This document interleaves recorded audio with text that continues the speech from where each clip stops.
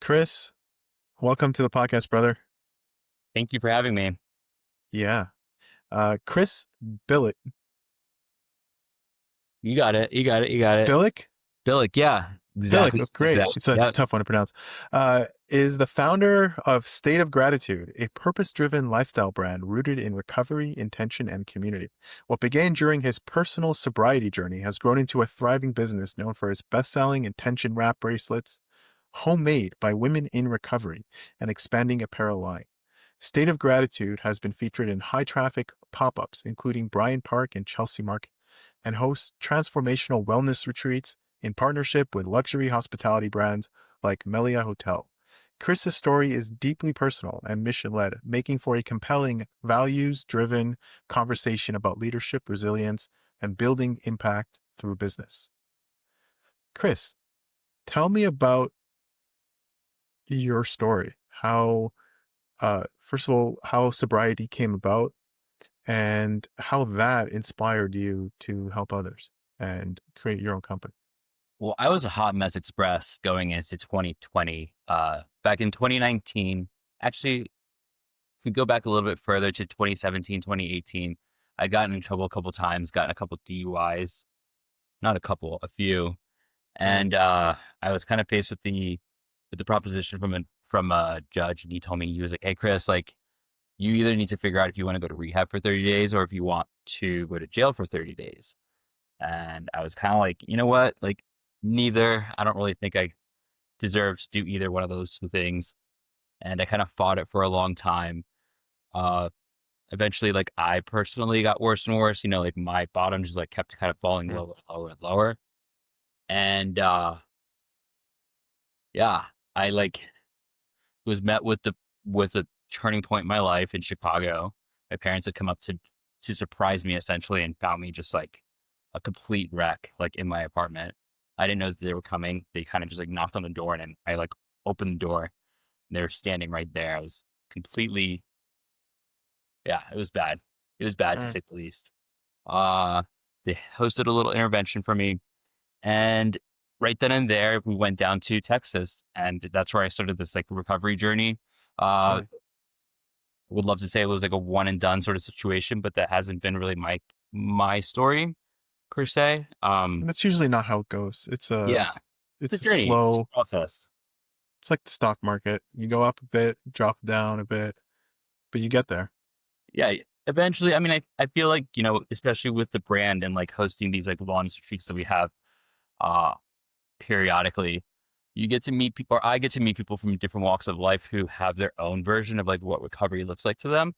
Mm, And it's very interesting to like hear all these different like pathways and, you know, the traditional 12-step approach versus like, the yogi approach or like the CrossFit approach or like, yeah, health and wellness, different things like that. But mm.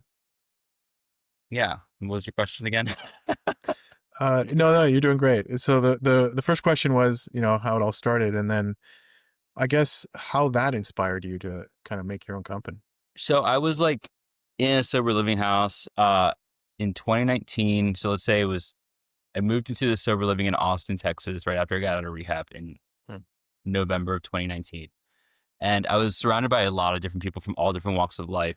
Some of them were very well to do. They could like afford to buy anything and everything. And they had like the car, they had like the private bedroom in the sober living, which was like very coveted. Most people had to share their rooms with other people and their bathrooms. And so you also had the people who like had nothing and they were kind of like deciding on whether or not they were going to pay for their cell phone bill that week or they were going to buy food or groceries. mm, And and yeah, it was kind of like hard to watch that sort of like struggle happen a lot within our own like little community because I wasn't really in that predicament. I was fortunate enough that I had parents that were able to support me through this whole entire process, through this whole journey. And and then when the pandemic hit, I was working at a hotel in Austin and it was like the week before South by Southwest and they just canceled everything, shut everything down. And I was like, okay, cool. Like, I guess I get to go home and just like chill and hang out. as we all know, it wasn't just a couple of days that we had taken off. It was, this long journey. But I had kind of like started thinking about doing something or wanting to do something that was going to be a little bit different than what the paths that I had previously taken before I'd gotten sober. I had kind of like adopted this motto, which was like, living in a state of gratitude. And I kind of said it all the time. I said it to like anybody and everybody all the time, always. And it became like my phrase. Um, Pandemic hits, we get stimulus checks. I go back home to Orlando one weekend and I wake up like in the middle of the night and I like run downstairs to my parents' bedroom and I'm like, Mom, Dad, guess what? And they're like, go to bed. like, I'm like, no, no, no, I have something to tell you. Just had this dream. I'm going to start this company. It's going to be called State of Gratitude. I'm going to take the stimulus check that I have. And then every time we like sell a t-shirt, we're going to like put part of it aside to like helping other people who like need, those financial resources to get back on their feet again. And they're like, that's great. Go back to bed. We'll talk about it in the morning. Um, and that was, like April of 2020, like literally beginning of the pandemic when things were just kind of like completely shut down. There was nothing to do. I had zero background and experience in retail. I didn't know how to design a logo. I've never really been good at Photoshop. Still to this day, I like, don't even know how to use Photoshop. And I just kind of like drew a logo on a napkin and I took a picture of it with my phone and I sent it to a mom and pop like printing company in Austin, Texas. And I said, hey, can you help me like digitize this logo and like put it on a t-shirt? I have $1,200. How many t-shirts can I get? They're like, well, what kind of t-shirts do you want? Like, I don't know, ones that you wear on your body. Like, I don't know. You tell me. And yeah, they printed me out 100 t-shirts in 3 different colors. They shipped them to me back at my house and just watched a million YouTube videos because That's awesome, dude. that's all I had the time to do was just watch YouTube videos about how to start a business, how to start a clothing brand, Yeah, but how the to build fact a that you website. did that is like, because like everyone has an idea, but no one really acts on them. And, Well, I you had know, nothing but time on my hands, nothing but time. you shouldn't So, downplay it. I think that people also who have nothing but time on their hands still are lazy, or they have that voice of self-doubt for whatever reason that creeps in and says, why don't you do something better with that money? Like, why are you going to buy t-shirts? But, and it doesn't always work out. But the right, point is that you're supposed to try because you get smarter every time. And it's so exactly. nice to hear that you did that.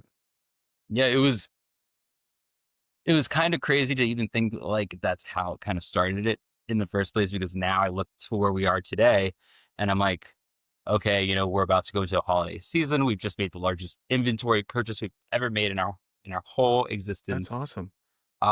We have like a team of like a marketing team, we have PR people, we have like myself, we have like a logistics person, we have somebody who helps us with partnerships.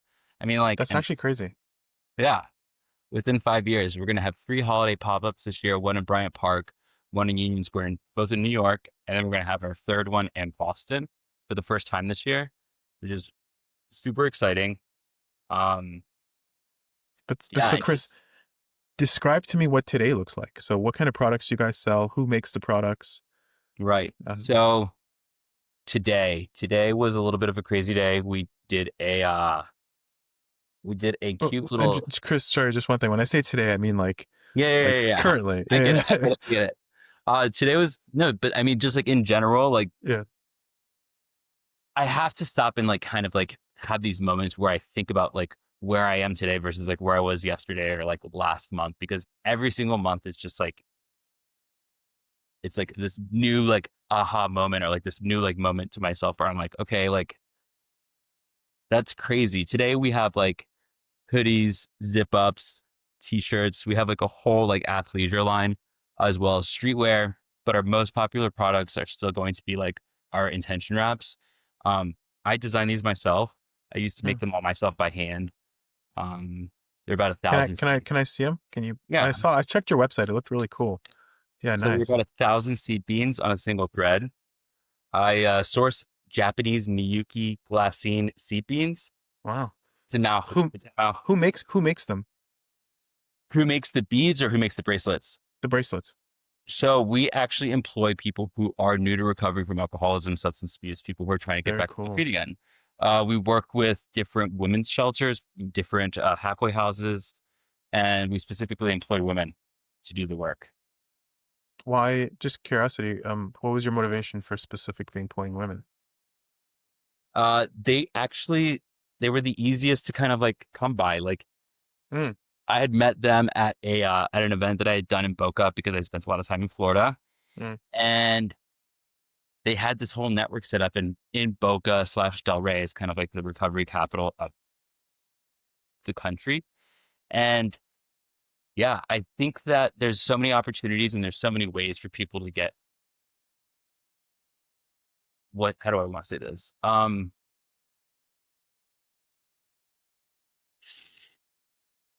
Why women? I think that women deserve the opportunity just like anybody else. And yeah.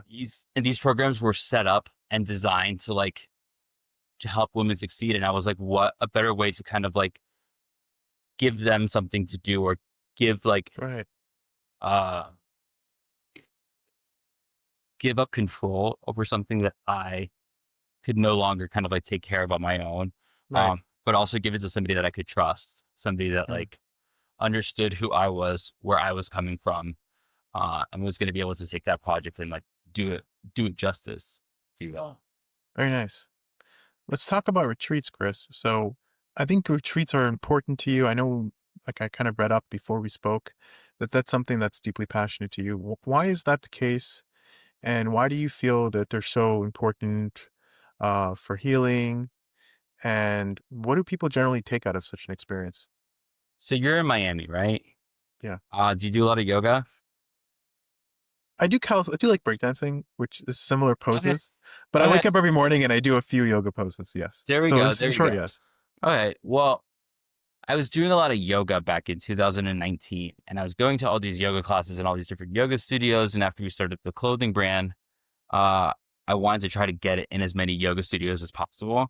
So I was just taking yoga classes everywhere, like 4 or 5 times a day. And I would always hear these yoga instructors talk about these beautiful, luxurious retreats. They'd be like, we're going to go to Costa Rica for 7 days, all expenses paid, like all inclusive. And it's like only like $10,000. And I'm like, Jesus Christ. I'm like, $10,000? Like, I don't even have like $10 in my bank account, like Right. let alone like 10 grand to spend like on 1 week. Um, and this was about the time that like I was trying to find like things and activities for people to do that didn't have like this sort of societal pressure of like needing to drink or use substances to like be able to enjoy these events. Um, and I was surrounded by a lot of yogis and a lot of people who didn't drink. And I was kind of like, hey guys, I got approached by this one place to put our clothes at like one of their general stores, but they have a really cool venue. Look at it. Like if each one of us could get 10 people to show up to sign up, then we could build out our own retreat. And we could charge people whatever we wanted to charge them. We could make it accessible. We could make it affordable, but we could also still maintain a level of luxury that like, people will come to expect. Actually, not people. I'm not a camper, so I would never expect other people to like rough it. So if you're gonna get me to go out to the middle of the desert, like I need to know that I have like the basic essentials, like running water, hot shower, you know. Right. Don't we all? So But yeah. yeah. So we had like all those things set up and then I was like, and then we could bring a photographer, a videographer, and they could like help us kind of like capture the moment. And then this could be kind of like our brand identity. Um, it ended up being so much more successful than I ever would have imagined it being. Mm, And it kind of just like launches in a completely different trajectory. Um, that's awesome. I love your yeah, curiosity. Yeah. yeah. And so then, So, like, yeah, oh, sorry. Go ahead. I didn't mean to cut you off, Chris. we were doing all these events in the desert in California. But over the past like 3, 4 years, I've kind of gotten the idea that maybe what we needed to do is kind of pivot into a different sort of mindful travel sort of group. And what we're doing now is we're trying to like create these experiences, but like kind of like take them on the road and take them to different properties around the world. Very cool. I love how your curiosity kind of threw you in a completely different direction, and that's how it always should be. I mean, it should be hard to project where you'll be in the future, just because you're so hungry for growth and you have no idea where you'll find that opportunity. What advice would you give to aspiring founders or people who are seeking change and want to build something from the heart, but don't have yet the courage to take that first step like you did? What advice would you give to them? I think one of the I think that there's two things that have made me really kind of like that have made State of Gratitude what it is today. Um, the first one is that like I've aligned myself with a mission and a purpose that's really passionate to me. So for me, when I'm working, I don't really feel like I'm working because it's something that I really, really, truly enjoy.